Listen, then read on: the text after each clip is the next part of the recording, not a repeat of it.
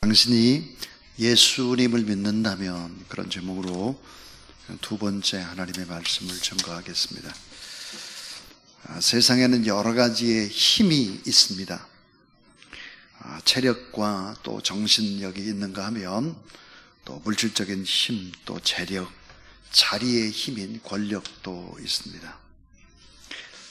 우리가 상상할 수 없을 정도로 그 위력이 엄청난 것도 있죠. 원자폭탄이나 지진이나 태풍이나 홍수, 우리의 상상을 초월하는 어마어마한 위력을 가지고 있습니다.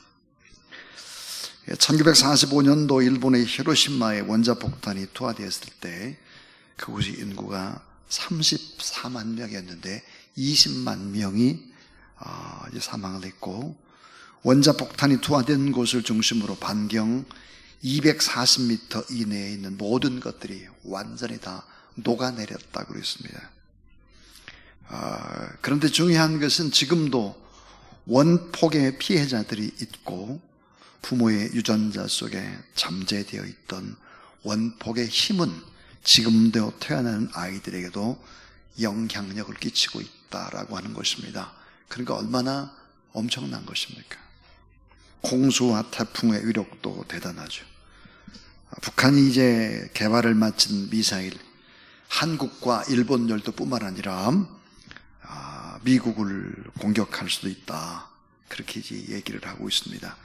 자연의 힘도 엄청나죠. 그런데 이런 힘들은 모두 다 파괴와 죽음을 가져옵니다. 절망과 낙심을 가져오고 불행과 고통을 가져다 두는 힘입니다. 그런데 오늘 말씀에 보니까 복음에는 하나님의 능력이 나타났다, 그렇게 얘기를 합니다. 로마서 1장 16절에 보니까 내가 복음을 부끄러워하지 아니하는 이 복음 모든 믿는 자에게 구원을 주신 하나님의 능력이 됨이라. 첫째는 유대인에게요, 또한 헬라인에게로다 그랬습니다. 자, 복음은 하나님의 능력인데 원자폭탄보다 더 큰 능력, 다이나마이트보다 더 큰 능력, 태풍이나 홍수나 지진보다 더 큰 복음의 능력, 그 복음의 능력이 뭘까? 네 가지 얘기를 하려고 합니다. 그 첫 번째는 복음은 인간의 성품을 변화시키는 능력이다. 성품. 자, 로마서 1장 14절에 보니까 헬라인이나 야만이나 지혜 있는 자나 어리석은 자에게 다 내가 빚진 자다. 그래서 바울이 빚진 자다라고 고백을 합니다. 자, 사도 바울은 예수 그리스도를 만나고 나서 그 인간의 성품이 다 바뀌었습니다. 인격이 변화됐고 성품 그 자체가 변화됐고 인생 전체가 송두리째 다 변화를 받았습니다. 자, 예수 믿는 사람들을 감옥에 잡아넣던 핍박자가 이제는 스스로 포로가 되어 그가 감옥에 들어갑니다. 주님을 욕하던 그가 주님을 위해 살아가는 사도가 되고 복음 증거를 위해서 생명을 고스란히 드리는 제자가 되고, 그래서 인격적인 변화, 신앙적인 변화, 세계관의 변화, 가치관의 변화, 이 복음이라는 것은 이렇게 엄청난 변화를 일으킨다. 그래서 복음은 사랑하게 되고 이해하게 되고 용서하게 되고 품게 되고 전혀 나와 상관이 없는 사람들을 위해서 눈물을 흘리게 되는 것입니다. 여러분, 오늘 1층에서부터 쭉 오시다 보면 우리 주사랑 교회에서 돕고 있는 어린 아이들 21명 사진과 이름이 쭉 새겨져 있는 그런 걸 보았을 것입니다. 21명을 품고 우리 아들과 딸이라고 생각을 하고, 그리고 이제 먼 나라 아프리카 이런 나라, 피부색도 다른 그들을 우리 아들 딸이라고 생각을 하고 21명을 돕고 있습니다. 자, 여러분, 이 복음은 인간의 인격뿐만 아니라 성품 그 자체를 변화시키는 엄청난 능력을 가지고 있다. 바울은 내가 헬라인에게도 빚을 졌고 야만인에게도 빚을 졌고 지혜 있는 자나 어리석은 자에게 내가 다 빚진 자다 그랬습니다. 다시 말하면 나는 모든 사람들로부터 은혜를 받았고 난 신세를 졌다. 그러므로 나는 사랑의 빚을 갚지 않으면 안 된다. 채무의식을 가지고 인생을 살아가는 것입니다. 자, 여러분, 어떤 분이 저를 찾아와서 이런 고백을 했습니다. 목사님, 하나님은 저의 마음을 변화시키지 못했습니다. 하나님은 저의 못된 버릇을 고치지 못했습니다. 이렇게 고백하는 사람이 있었습니다. 틀린 말이죠. 틀린 말입니다. 자, 여러분, 예수 그리스도를 믿게 되면 우리의 마음, 성품이 바꿔줄 수밖에 없다. 자, 두 번째입니다. 이 복음은 얼마나 위력이 있는가 하면 어려운 환경을 극복해 하는 능력입니다. 환경을 극복해요, 복음이. 로마서 1장 12절에 보니까 이는 곧 내가 너희 가운데 너희와 나의 믿음을 위하여 피차 아니함을 얻으려 함이니라 그랬습니다. 많은 사람들이 불안해한다. 실직에 불안해하고, 또 회사가 부도날까, 앞일이 또 불안하고, 돈이 있는 사람은 돈이 또 어떻게 손해볼까 불안하고 다 그런데, 복음은 오늘 말씀해 볼까, 우리에게 안위를 준다. 안위가 뭘까요? 소망입니다. 참 소망을 준다, 복음은. 그리고 우리에게 안정감을 주는 것이 복음이다 그랬습니다. 바울은 고난과 고통 속에 감옥에 5번이나 잡혀갔는데 얼마나 어려운 환경인데 이 환경을 다 극복했다는 거예요. 빌립보서 4장 11절부터 13절. 내가 궁핍함으로 말하는 것이 아니라 어떠한 형편든지 내가 자족하기를 배웠노니 내가 비천의 절도 알고 풍부에 처할 줄도 알아. 모든 일에 배부르며 배고픔과 풍부와 궁핍에도 일체의 비결을 배웠노라. 내게 능력 주신 자 안에서 내가 모든 것 할 수 있느니라. 이렇게 고백을 합니다. 그러니까 환경의 어려움을 다 이 복음이 있으면 극복해낼 수 있다 하는 거예요. 이 여러분, 환경의 어려움을 극복해낼 수 있는 것이 복음이다. 복음. 자, 이 세 번째는 이 복음은 얼마나 또 엄청난 능력을 가지고 있을까? 복음은 견고해 치료하는 능력이 있다 그랬습니다. 하나님의 말씀이 증거되는 곳에는 영혼육의 건강한 회복과 치유의 역사가 일어날 수 있다는 사실을 믿으시기를 바랍니다. 로마서 1장 11절에 내가 너희 보기를 심히 원하는 것은 무슨 신령한 은사를 너에게 나눠줘. 따라하세요. 너희를 견고케 하려 함이라. 자, 견고케. 이 복음은 사람을 견고케 하는 능력이다.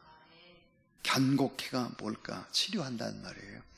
치료해서 기초부터 새롭게 건강하게 만드는 것이 바로 복음이다. 여러분, 얼마나 많은 사람들이 인생이 허물어집니까? 교육이 허물어지고, 가정이 허물어지고, 경제가 허물어지고, 그런데 예수 그리스도를 믿게 되면 어떻게 될까? 하나님의 치료가 있고 견고케 되고, 나라와 민족도 치료되고, 가정과 교회도 치료되고, 우리 모두 다 견고케, 기초부터 다 새롭게 강건할 수 있다. 예수께서 이르실 때 할 수 있거든요. 무슨 말이냐? 믿는 자에게 능치 못할 일이 없느니라. 하나님은 치유의 하나님, 영혼육을 고치시는 하나님, 새롭게 하신 하나님, 이 하나님을 믿으시길 바랍니다. 어느 날 한 일본 여자 신학교에서 강도가 들었어요. 강도. 이 기숙사에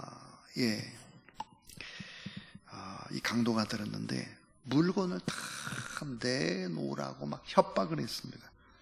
학생들은 공포에 떨면서 가진 물건을 다 내놨는데, 그때 아주 재치 있는 지혜로운 한 여학생이 자기 성경을 다른 물건과 함께 이제 강도가 내놓은 자리에다가 집어넣습니다.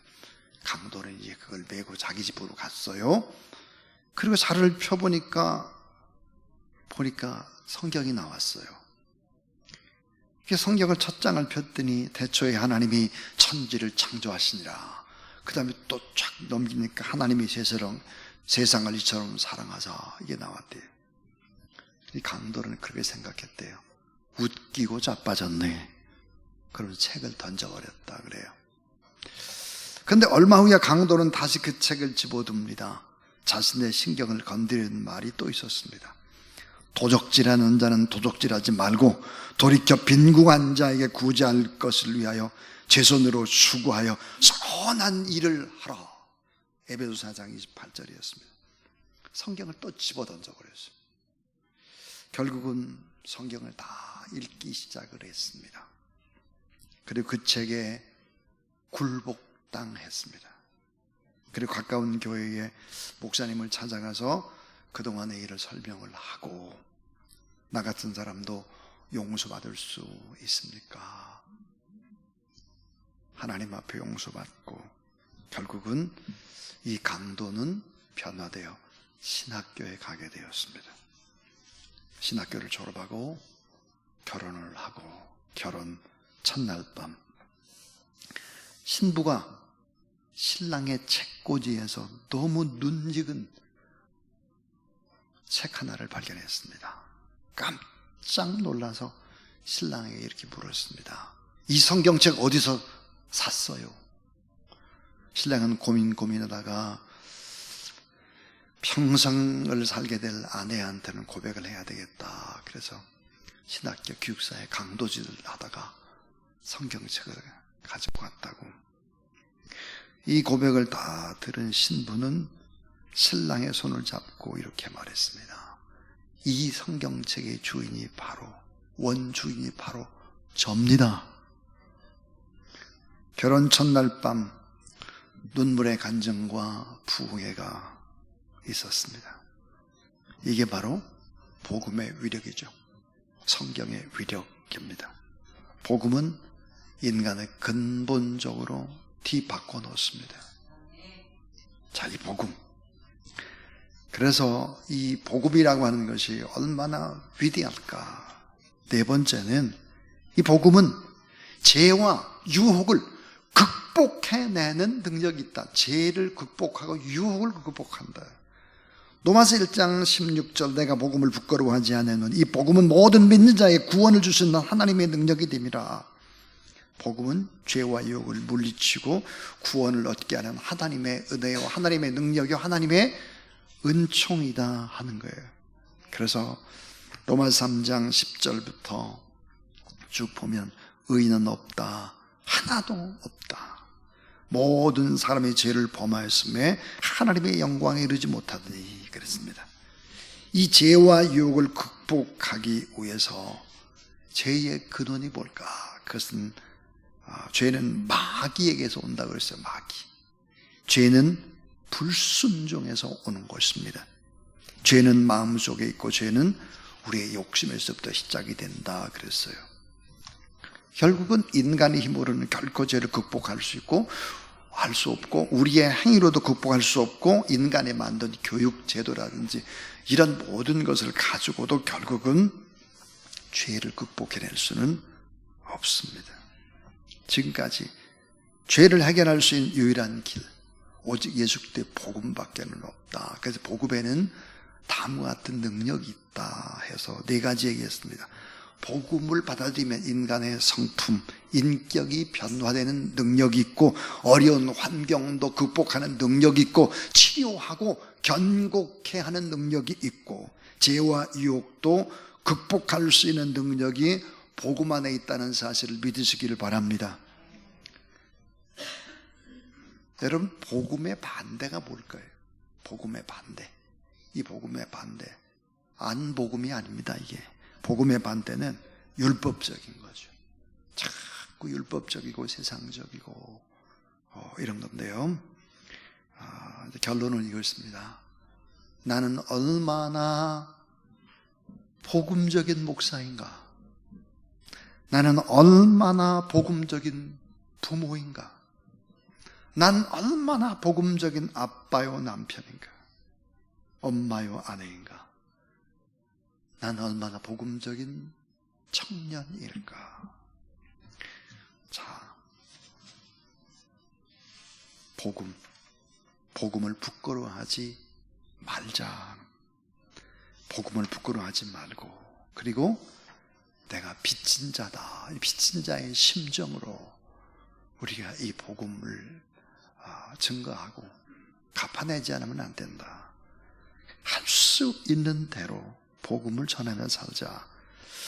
자, 지금의 삶이 너무 당연한 것처럼 살지 말고 받은 사랑, 받은 은혜, 받은 축복을 꼭 갚아야 한다는 심정으로 이웃에게 줄 아는 자로 그렇게 복음을 증거하며 살고 오직 믿음으로 이 어려운 세상을 이겨내는 여러분 되길 주의 이름으로 축원합니다.